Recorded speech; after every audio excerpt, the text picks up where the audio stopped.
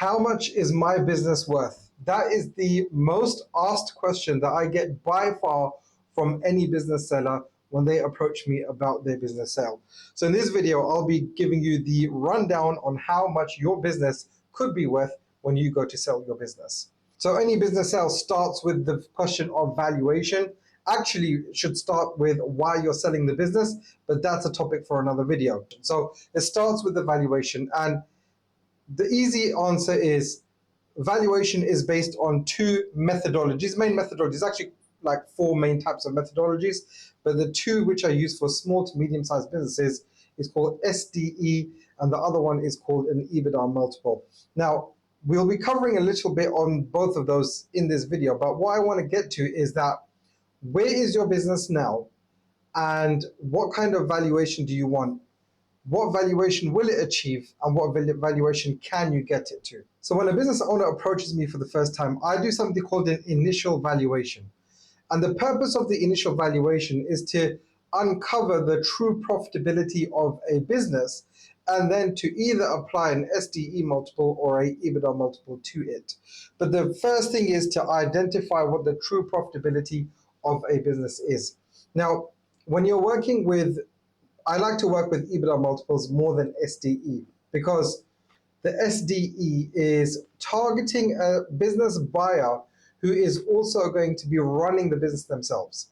So the SDE multiple normally is a business seller who's an owner operator who's basically running the business on a day-to-day basis and is doing the management work and sometimes 10 other roles, normally 2 other roles, and they want to sell it to someone who is also in that same position. So they also want to run the business day to day. Now, depending on what size your business is, you're normally not going to be selling to that type of person, because let's just lay one fact out here. If your business is doing less than, and I'm talking about UK here, less than 70,000 in profit, your business probably isn't sellable. So that's the harsh truth. And if it is doing less than 70,000 profit, then the only target customer that you're going to have who's going to be looking to buy your business is that person who is going to be running it day to day. But majority of the buyers out there aren't people who are going to buy a job. They're looking for a business as an investment. They might run it from afar, but normally they're looking from it as from an investment perspective. So that's why I like to use the EBITDA multiple over the SDE. To uncover the true profitability of your business is that what is the total income that you're benefiting from as a business owner. What you want to look at is that how much salary are you taking?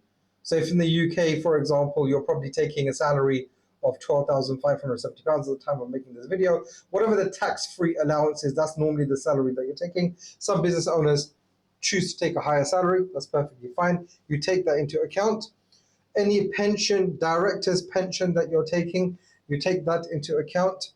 Any vehicle which is not used specifically for business purposes. So let's take 2 examples here. The first example is you are a delivery driver. Your van that you use for deliveries cannot be counted in benefit to the owner, because without that van, you can't make deliveries. Whereas on the other side, let's say, for example, you've bought an electric car because over the last few years there's been benefits for owning electric cars within the business, and then the taxable gain, the benefit in kind payments are really low on the other side. So that electric vehicle, it's under your business, but you've done it more for sort of tax purposes and to ensure that you can benefit from a vehicle and your business, or you don't have to pay that much tax. That you can add back. So the van you can't add back because it's used specifically for business purposes, and without that your business really can't operate. And the other one is more for sort of tax benefits. So define which one it is, and then you can add that back accordingly. If you have private healthcare at the time of making this video, that's a tax deductible expense, so you can normally add that back as well. And of course, then any dividends that you're taking as well. So all of this, plus some other things that we can look into, but they're normally the general ones which I would agree with across all businesses. You want to take, what is that total package? Now, let's say, for example, that total package, when you put all of it all together, pull it all together, comes to £250,000. That means that the true profitability of your business, and of course, net profit. Let's not forget net profit. The true profitability of your business then is £250,000. Now, this £250,000, if you're going to be selling it to someone who's also going to be running a business, then a SDE multiple is applied at either 1.2 to 1.5 times to 2 times SDE. If your business is doing more than £250,000, sometimes you can apply up to a 3 times multiple. But generally speaking, is a 2 times multiple.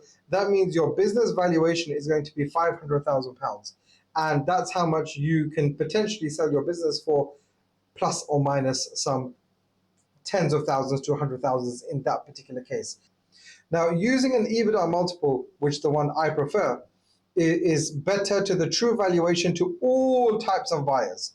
Because if you use the EBITDA multiple and you're selling to someone who wants to operate the business, they can make calculations and then come to a profitability accordingly. But an EBITDA multiple is worked on a different basis. So let's say, for example, use the same example, you've got £100,000 in net profit, and then you've got £50,000 in pension contributions that you're making, and £50,000. We're gonna park this £50,000 salary on the side for a second, because let's look at two scenarios now in the business. So if you have a manager in place, and that manager is the general manager, they're the operations manager, they're the COO, they're taking care of all of the operations of the business, the recruiting, the marketing, the sales, everything, and you're really not doing anything. Maybe you're setting the vision and the strategy of the business long term, and then you're giving that to the general manager, to the operational manager, and then the manager is actually implementing that and coming up with the plan and doing most of the work. You're really just setting the vision and the strategy and maybe checking on a once a week basis. Then the £50,000 of your salary can be added back to that. However, if you are the manager of the business and you are running the business day to day, you cannot add back that £50,000 salary that we've added back in the SDE. Why?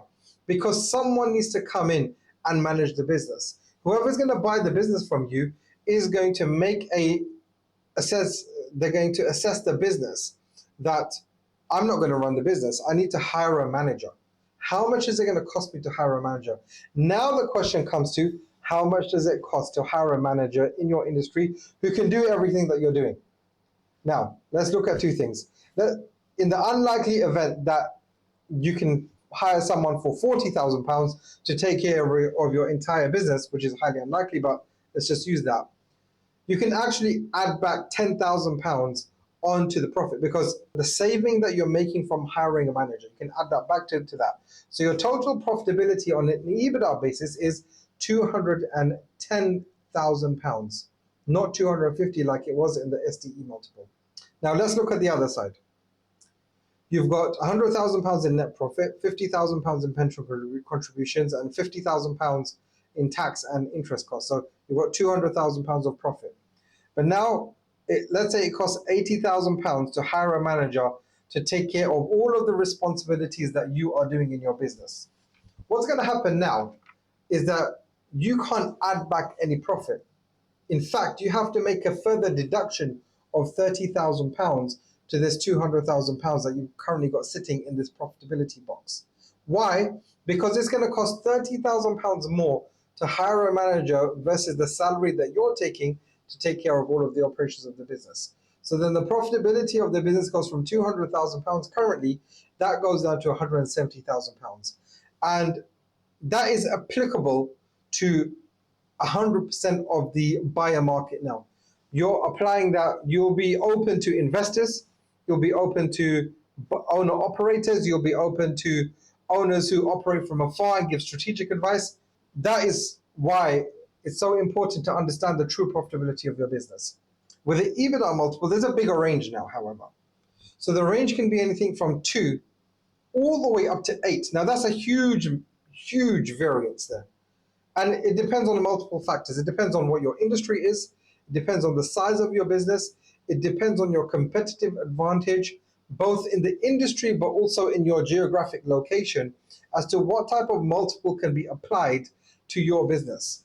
So what is your business worth? Let's take £170,000, and I'm going to have to use my calculator because my maths is not great. So let's take £170,000 and let's apply a 3 times multiple. So 170,000 multiplied by 3 is £510,000. So the true value of your business is about £510,000. Now, this is a range. Now, we won't go out and put your business on the market for £510,000. In fact, we won't put any price on there. We're going to put open to offers. Open to offers. Because people can make an assessment as to what type of multiple they can apply to your business. Look, there's different types of buyers out there, and businesses are worth different amounts to different buyers depending on why they want to buy your business. If someone's buying a business as a completely financial investment, they're probably going to apply a 2 to 3 times the multiple on your business. Why? Because they need to hire a manager. Manager is not in place. If, for example, that's the case, if your manager is in place, they'll probably apply a 3 times multiple, not a 2 times multiple, because as long as they're fair. Now, of course, when I say fair, they do business with goodwill. If, for example, there's a business, you're in a geographic location and you are the biggest player in your industry in that area, and there is another business who wants to enter the market, and they've identified and you've identified that you want to sell your business and you've now got in contact, that same business might be willing to pay, maybe willing to pay 5 times multiple for your business. So now you'll get 170,000 multiplied by 5, and all of a sudden your business is worth £850,000 to that particular type of buyer. £850,000. So that's much more valuable than an SDE multiple or a 3 times multiple on EBITDA profitability, because you're making £350,000 more than having a 3 times multiple or selling on an SDE basis to an owner operator. So what is your business worth? Remember, the first thing you need to do is identify the true profitability of your business based on what I've just mentioned. Then the best thing to do is to make an adjustment for management and then apply some multiples. Do a 2 times multiple, do a 3 times multiple, do a 4 times multiple, and do a 5 times multiple. If your business is doing less than £1 million in profit.